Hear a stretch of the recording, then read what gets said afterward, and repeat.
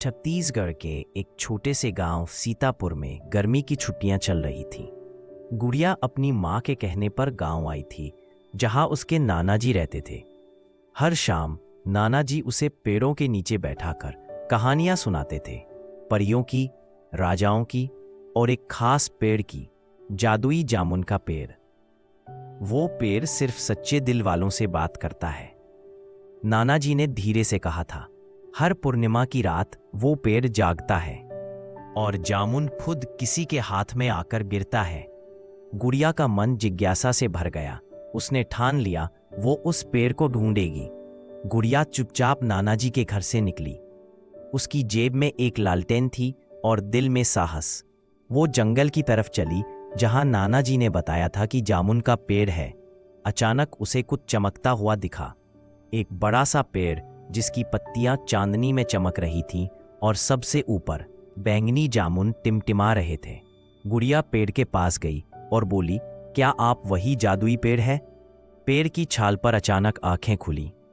एक मधुर आवाज आई, गुड़िया, तुम्हारा दिल साफ है, इसीलिए तुम मुझे देख पा रही हो। गुड़िया डर के साथ मुस्कुराई। पेड़ ने एक जामुन गिराया जो खुद हवा में तैरता हुआ उसकी हथेली में आ गया। ये जामुन तुम्हारी अच्छाई का इनाम है, पेड़ ने कहा। इसे खाओ और सच्चाई की रोशनी महसूस करो। गांव का एक आदमी लालचू जंगल से लौटती गुड़िया को देख रहा था। अगले दिन वह पेड़ तक पहुंचा और बोला, मुझे भी जामुन दो, मैं अमीर बनूंगा। पेड़ चुप रहा। लालचू को गुस्सा आया, मुझे कोई रोक नहीं सकता। उसने कुल्हाड़ी उठाई और पेड़ पर वार करने लगा। जैसे ही कुल्हाड़ी पेड़ के तने के पास पहुंची, एक तेज प्रकाश निकला और पेड़ की जड़ें हिलने लगी। बेलें निकलकर लालचू को बांधने लगी। पेड़ गरजा, लालच और अहंकार के साथ कोई मेरी शक्ति का उपयोग नहीं कर सकता। गुड़िया दौड़कर आई और बोली, रुको लालचू चाचा, ये पेड़ हमारी रक्षा करता है। अगर आप माफी मांगेंगे शायद ये आपको क्षमा कर दे। लालचू ने झुके सिर से माफी मांगी। पेड़ ने बेलें हटा दी। अगले दिन गांव में सभा हुई। नाना जी ने गुड़िया की बहादुरी और पेड़ की सच्चाई सबको बताई। अब पूरा गांव पेड़ की सुरक्षा में लग गया।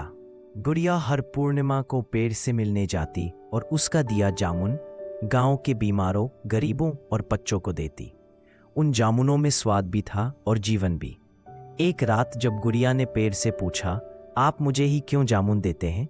पेड़ ने हंसकर कहा, क्योंकि तुम बिना मांगे भी सबसे जरूरी लोगों को दे देती हो। यही असली जादू है। गुड़िया मुस्कुराई। ऊपर चांद चमक रहा था और नीचे एक पेड़ था जो अब केवल पेड़ नहीं, गांव की आत्मा बन चुका था। सीख, सच्चा जादू नियत में होता है और जो बिना स्वार्थ के बांटे उसी को सबसे बड़ा उपहार मिलता है।